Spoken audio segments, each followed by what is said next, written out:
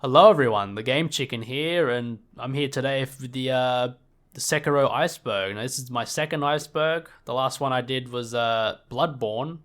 Had a lot of fun doing that one, and had a lot of fun doing this one too. There's a lot of interesting things in here. Probably about half as much as the Bloodborne one, but still some interesting facts and theories, and just all around great Sekiro lore to dive into here. So without further ado, let's get cracking. Just before we get into the video, just a shout out to the person who made the Iceberg for Sekiro. Goes by the name of Malefic Tech X. So if you're watching this video, thank you very much for the Iceberg. I enjoy making this. So yeah, let's go.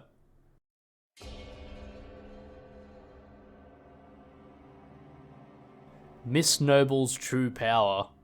The Miss Noble is a mini-boss located in the Hidden Forest. Regarded as one of the hardest bosses in the game, the Miss Noble has become much of a roadblock in the Sekiro community. Even with a fully leveled up character, the Miss Noble is still a tough opponent to overcome. Consider yourself lucky if you come out of this fight alive. The Truth of SENPOU. I believe this is referring to the unsavory practices taking place in SENPOU Temple. When you arrive at SENPOU, the scenery is magnificent, but behind that beauty lies a dark secret. You discover a sect of corrupt Buddhist monks completely separated from their original faith. Instead, they are exploring death and immortality. You begin to find undead monks that have been mummified alive. Their bodies are immortal due to them being infested by the immortal centipedes. This could also be referring to the Halls of Illusion, which hide the divine child of rejuvenation from the world. Headless. The Headless are 5 mini-bosses located in different parts of the world. One is located near the pissed off ogre boss in a cave, another is located underwater in the sunken valley, the next is located in the hidden forest, another is underwater in the lake near ASHINA castle, and the last is located in the Great Carp's Lake in Fountainhead Palace. The Headless are thought to be incarnations of the warriors the sugar candies are named after.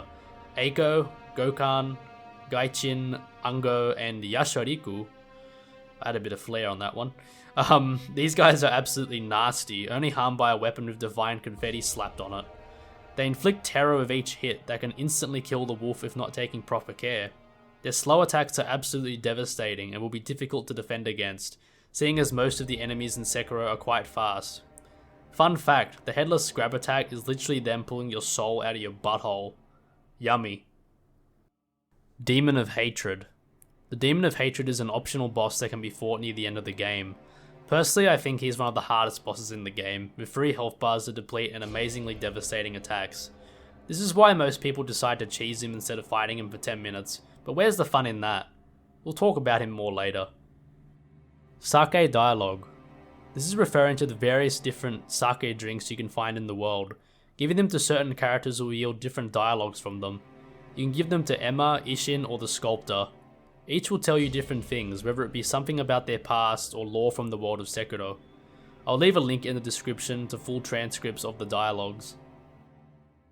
Divine Confetti Power-Up. Divine Confetti is a consumable item that increases the damage of your weapon, whilst also allowing you to hit certain enemies, such as the Headless. Contrary to popular belief, Divine Confetti increases your damage overall, so it's a must-have item if you're about to fight a tough boss. I like to use mine before the Miss Noble. Lore-wise, Divine Confetti is made by dipping paper into the Fountainhead waters, giving them divine properties.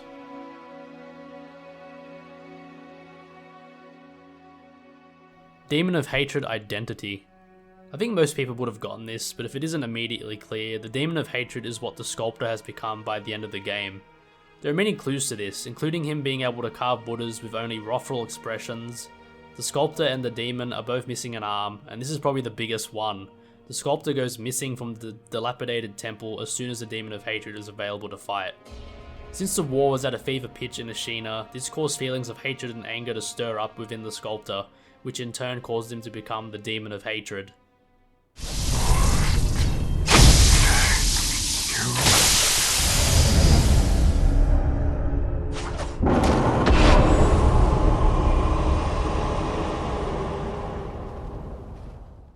Night Eye. Night Eye is a feature in Sekiro that goes relatively unnoticed. Have you noticed that when you go into a dark area such as a cave, that the game adjusts your vision accordingly?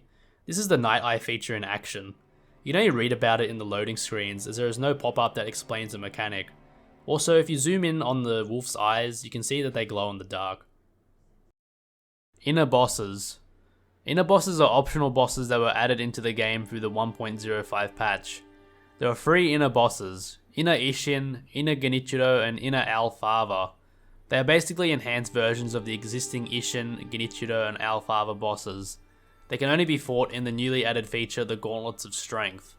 They both have bigger health and posture pools, new attacks, and a more aggressive AI. ISSHIN makes the best of players cry at times, so I can only imagine how hard Inner ISSHIN must be.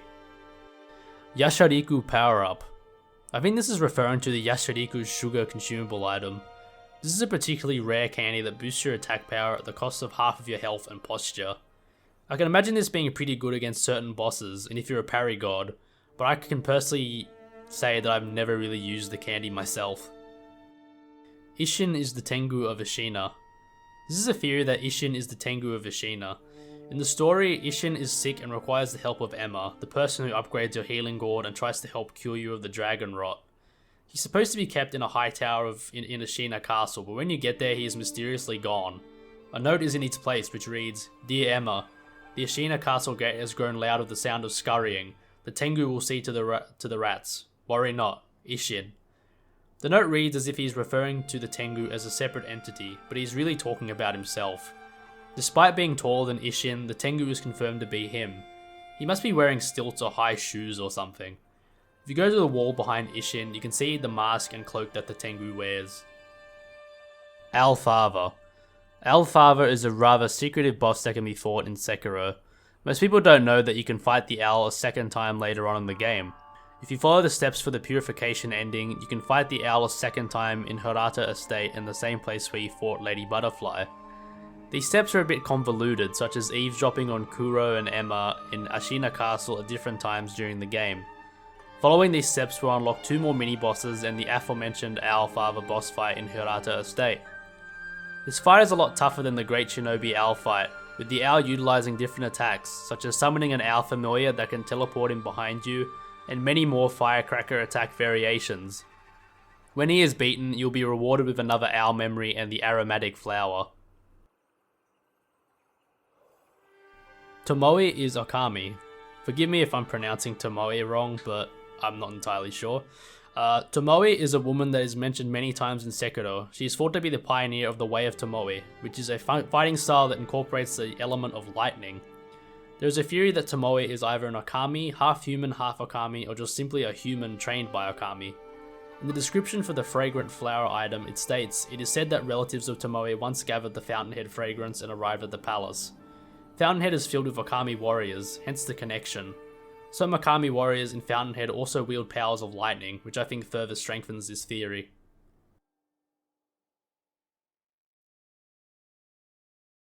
Kingfisher. Kingfisher is thought to be a woman that is somehow related to the sculptor. They are implied to be partners back when the sculptor was a shinobi himself. The sculptor trained with the Kingfisher in Sunken Valley. Not much else is known about the relationship between these two. Malcontent and the Malcontent's Ring are items that both refer to the Kingfisher.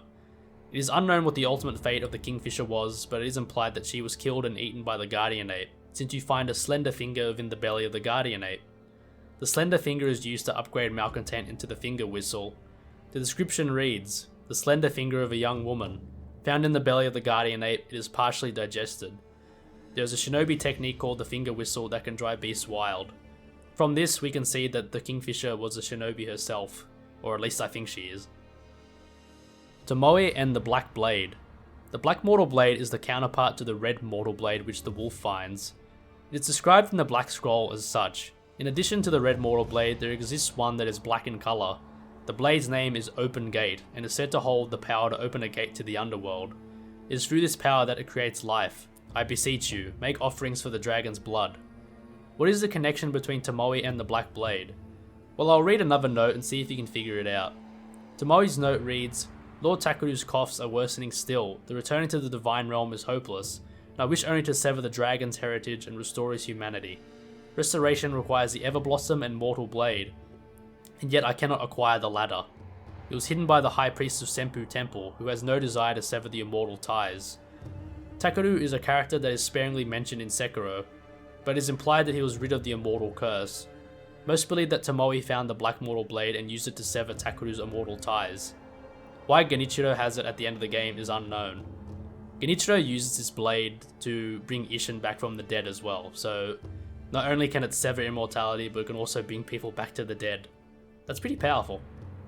Emma, Genichiro, Sekiro, all orphans, all adopted. This is a common story element in Sekiro.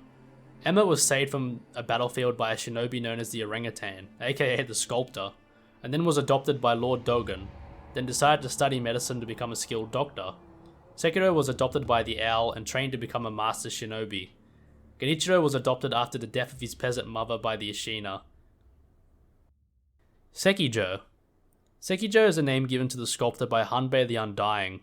The sculptor in his shinobi days was known as the orangutan, or shoujo, as it is said in Japanese. Like Sekiro, the orangutan had his arm cut off. Sekiro is a shortened form of the phrase one-armed wolf, whereas Sekijo is the condensed form of one-armed orangutan. The full forms of these names in Japanese are Sekiwan no OKAMI and Sekiwan no Shoujo. Forgive me if I butchered the pronunciations. Owl's true name. In the Shura ending, the owl's true name is revealed to be Ukonzemon Usui. Sorry if I mispronounced that.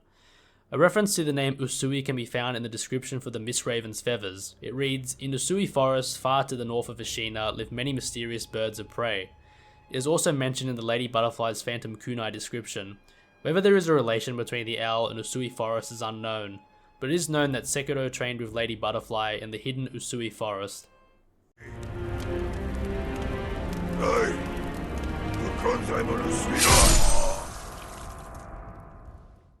Takeru's death. This entry is pretty much explained in the Tomoe and the Black Blade entry. All we know of Lord Takeru is that he was once the heir of the dragon's heritage. Infested. I believe this is referring to the key item Holy Chapter Infested. It is a passage describing a journey to enlightenment. It reads, "For an age I have been blessed by the worm. To be undying is to walk the eternal path to enlightenment. Thus I must become enlightened to understand why I cannot die.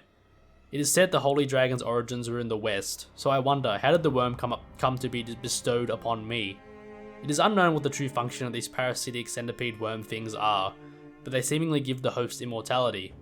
They also seem to be able to control the host willingly at a whim, such as the Guardian Ape, but characters like Hanbei the Undying who are infested seem to still have full control of themselves. They are still a mystery to this day.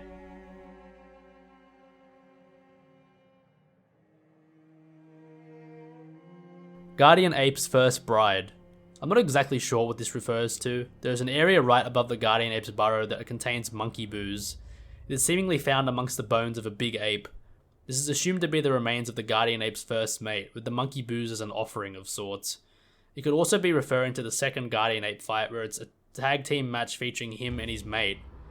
Here's a little fun fact: if you kill the Guardian Ape before killing the brown one, she will simply disappear, dead from a broken heart. The Sculptor's Shinobi costume. I'm not sure what this one is about. I researched this for a while and came up with nothing. While there are costumes for the wolf as of the latest patch, as far as I know there are no alternate ones for the Sculptor and none that can be found in game as like an Easter egg or something. Sakura Dragon from Korea. I can't really do this one justice, but I'll try. The Divine Dragon in Sekiro has been referred to in the game as a Dragon of the West. No one really knows where in the West exactly, but it's a pretty safe bet that the dragon is of Chinese or Korean origin. For further clarification, the Divine Dragon uses the 7-branch sword, which was a gift from the Korean kingdom of Baekje, I think I pronounced that right, to Empress Jingu. The description of this sword is outlined in the Empress biography. It reads, "West of thy servant's country there is a river source which issues from Mount Cholsan in Kongna. It is distant 7 days' journey. It need not be approached, but one should drink of this water, and so having gotten the iron of this mountain, wait upon the sage court for all ages." One could compare the court nobles to the mist nobles found in the Fountainhead Palace, and the water in the river to the rejuvenating waters. To see a better explanation of this theory, I'll put a link in the description with a greatly detailed Reddit post about this. The 17 Shadows. This is referring to a group of 17 members from the Interior Ministry called the Lone Shadows. Near the end of the game, ASHINA will be invaded by a host of enemies from the Interior Ministry. Some are warriors dressed in red, whilst others are ninjas cloaked in purple. These ninjas are among some of the most dangerous enemies you can face, with a host of swift-bladed attacks and brutal martial arts at their disposal. These ninjas are commonly known as the Lone Shadows, and one of these ninjas can be encountered as early as Hirata Estate, guarding the Mist Raven's feathers. Headless Sibling. Have you ever wondered why there are two headless fighters at the bottom of Fountainhead Lake? If you have a keen eye, you'll notice that one is real and one is illusory. In a previous entry, we found out that the 5 headless bosses were based on real, living warriors in the Sekiro universe. When you beat this headless, you will get the YASHARIKU Spiritfall item, which reveals the identity of this particular headless. Where am I going with this? Well, in the lore, YASHARIKU was executed, beheaded at Fountainhead Palace, and was thrown into its waters. YASHARIKU had a twin brother who died before he was born, so it's safe to assume that the illusory headless is the unborn twin. Pretty morbid. Also notice that when you consume the YASHARIKU candy that you lose half your HP and posture meter, signifying the loss of his twin brother. Sekiro likes sweets. I think this is more of an observation than anything, but depending on how you play, Sekiro can eat a lot of sweet treats. The 5 different candies are described as being quite sweet. Also, Kuro at varying stages of the game will give you sweet sticky rice balls. That sounds kinda wrong. Always thought the candies look like lifesavers, so it makes sense for them to be sweet, and they are candy, and candy's usually sweet. Anyway, moving on.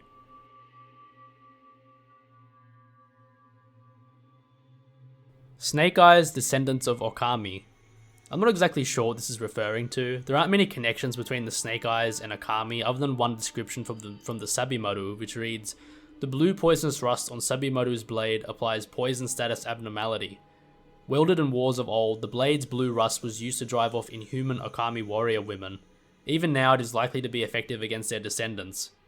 Nothing about this really implies a connection between those two factions, but I'll say that the Sabimaru can be quite effective against the Snake Eyes bosses, so take that as you will. Headless Genichiro. This refers to a cutscene shown in the Shura ending where Ao can be seen through Isshin's first person view whilst he's on the floor, clearly holding something in his left hand. Due to the camera angle, you cannot see what he is holding, but if you use camera hacks, you can clearly see he is holding Genichiro's severed head. It is unknown why this was partially censored, but I have heard that Japan can be quite touchy when it comes to depictions of beheadings and whatnot. Mistranslations. As I mentioned in my Bloodborne Iceberg video, mistranslations are fairly common when it comes to From Software games. Translating games from Japanese to English is a fairly hard task, and there are bound to be some mistakes and misconceptions. There are minor changes such as Emma being called Ima in the Japanese version, and the Divine Dragon's name in Japanese, Sekiro, is translated as Sakura Dragon. Spiritfall Invocations. When you defeat each headless boss, you will get a Spiritfall item. These are known as Spiritfall Invocations. They are basically infinite use versions of the various candies you get. At the cost of 3 spirit emblems, you can use these Spiritfall Invocations to your heart's content. Each one has a different description detailing the fate of each warrior behind the candy. Shura is GAEL. This is more of a fan theory than a proper theory, but it's interesting nonetheless. Basically, a Reddit user pointed out that there is a comparison between Shura and GAEL.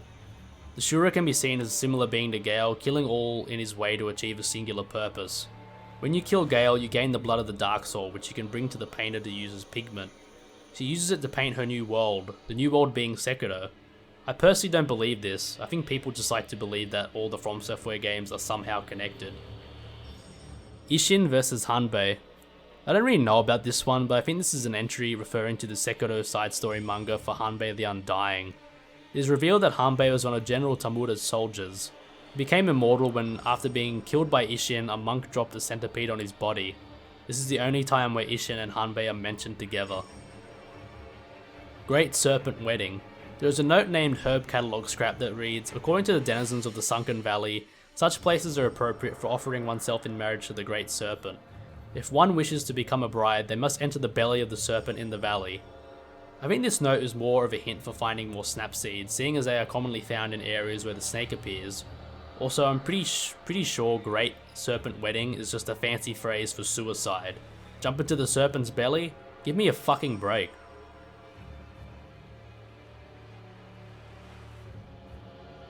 versus ISSHIN, ASHINA, and EMMA. This refers to a glitch that you can abuse to sequence break the game. It is known as the double Shura glitch, where you can fight EMMA and ISSHIN, ASHINA together. I don't know the entirety of how this works, but why would you want this to work? It's hard enough fighting one of these bosses, let alone both at once. Absolutely masochistic. Versus SHICHIMEN and Ape Duo. This is the same as the previous entry, but just done with the SHICHIMEN warrior and the Ape Duo. I thought the last one was bad, but 3 enemies at once? Good lord. There is actually no footage of this that I can find, so this is maybe a fake one. But if someone can get this on film for me, I'll owe you a Coke. Guardian Ape avenged its child. Another entry referring to Hanbei the Undying manga. The Guardian Ape kills and eats a bad character named the Hermit, who is wearing ape skin. In the game, the ape was always found in the Sunken Valley watering hole area, whilst this fight in the comic takes place in the mountains. We know at one point that the ape had a bride, so it's not unreasonable to believe they had a child at one stage. The Hermit had a habit of killing and eating apes, which is really fucked up considering he was raised by apes. So it is a bit strange for the Guardian Ape to go out of its way to kill this guy, unless it was for personal reasons. Secret Prosthetic. I was disappointed by this one. Cut content is some of my favourite things on these icebergs. In my research I found absolutely nothing about a secret or unused prosthetic. Perhaps there would be a prosthetic dildo? Who knows? ANAYAMA'S 1 Sen. Do not research. This is one featuring some content for our favourite skeevy merchant ANAYAMA. This is an oddly touching moment associated with a scummy sort of character. In its development stages, Sekiro's Dragon Rot mechanic was a bit different. Instead of using dragon blood droplets to cleanse characters of Dragon Rot, the game instead had these Dragon Rot pellets. I've said Dragon Rot too much. Anyway, if ANAYAMA was sick, you could give him one of these pellets and would trigger a unique dialogue where ANAYAMA refuses to take the pellet for free, which compels Sekiro to charge him a single Sen coin for it. This is brought up again later when ASHINA Castle is under assault. ANAYAMA offers the player a final item for 1 Sen, which is the promissory note that applies a discount for all shops in the game. This is a pretty touching moment, and I'm kinda disappointed that it wasn't included for the final game. ANAYAMA is the skeevy merchant with a heart of gold. Dragon's Blood Pellets.